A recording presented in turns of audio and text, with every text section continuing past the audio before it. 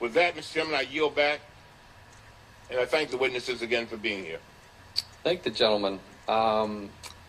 A prime witness that we had invited, Mr. Rhodes, from the White House, has declined to come before the committee. We're disappointed in his failure to appear.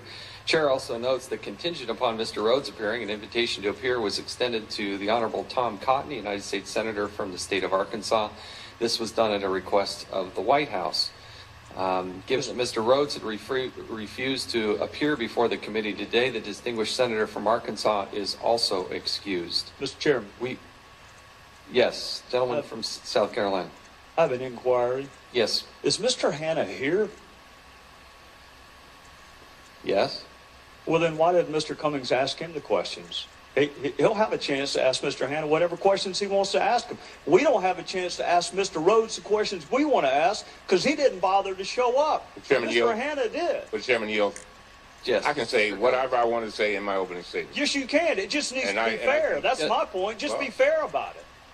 You can say what you want. Gentlemen will state his inquiry. I just want to know if he was here. He's here. Tell me he is. Take the gentleman. Okay. And Mr. Rhodes is not here. I would also note that the Democrats were free and usually, almost always, in my experience, invite a Democratic witness. But there is no Democratic witness today because you didn't invite one. Chairman Yield. Sure. Chairman, you know for a fact that we got less than the notice that's required in the rules. We did not object and went on with the hearing. You know that. I disagree with the timing issue that you suggest. You gave us the required time? Yes.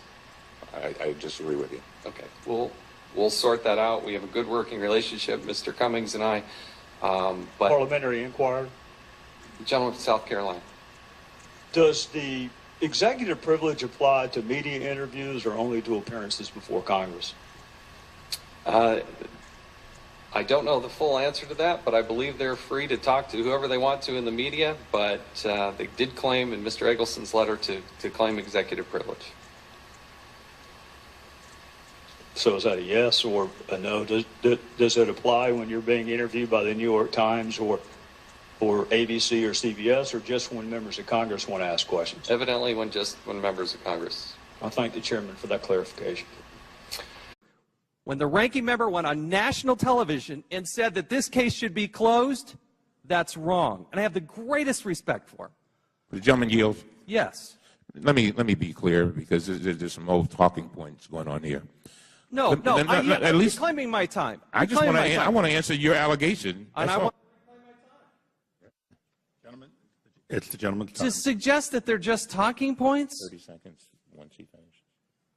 These are not just talking points. Oh, come on, Isa.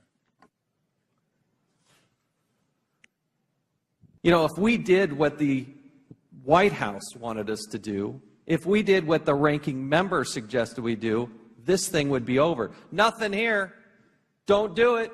As far as I'm concerned, it's over. When you have the spokesperson for the President of the United States make a definitive statement that it was 2 rogue agents and start poking at these people who have no power to do anything about it, that is wrong. How dare anybody suggest that we're at the end of this? This is the beginning of this. We have to make an example of it. We need to get to the bottom of it. And quite frankly, I'm tired of this administration having to keep having these hearings. We've done it on Fast and Furious. We're doing it on Benghazi. We're doing it on the IRS. Why? Each time there's a pattern. Nothing here. Oh, it was just a couple people. Just move on. That's not true.